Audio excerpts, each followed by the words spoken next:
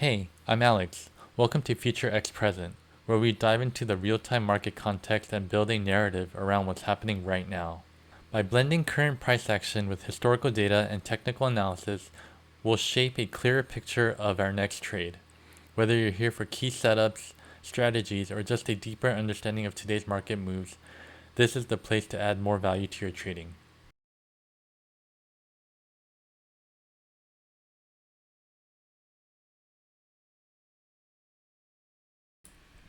Alright, let's kick things off with today's highlights.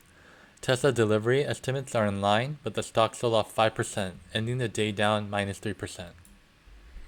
Bank of America apparently wiped out all of its customers' accounts, but kept the debt. I personally expected a rally from that.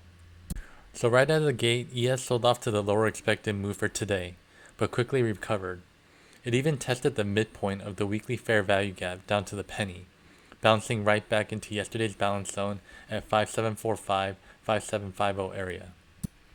Per yesterday's plan, I'm leaning more bullish on this setup, especially when we don't just ramp up straight from the open.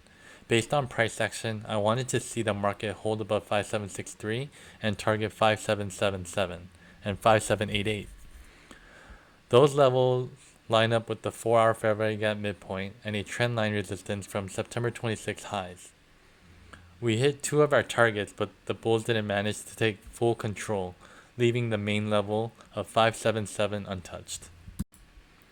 So what should we expect tomorrow?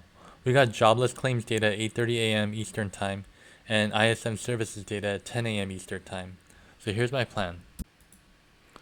With all this noise, I just want to treat this as a range consolidation between 5821 and 5733.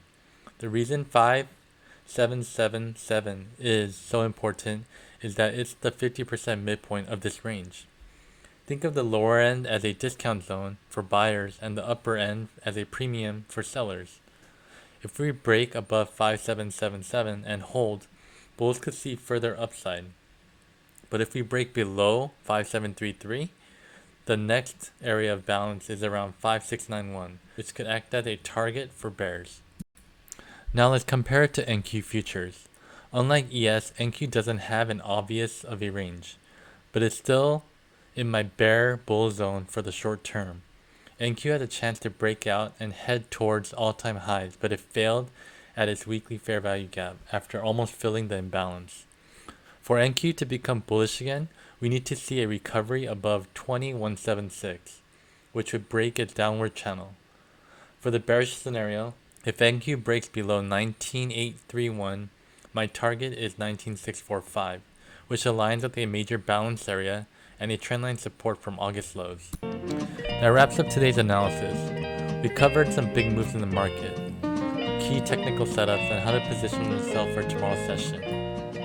I also wanted to note, with all the noise in the market right now, try to keep things as simple as possible and stick to your plan, because as traders, we gotta do this every day.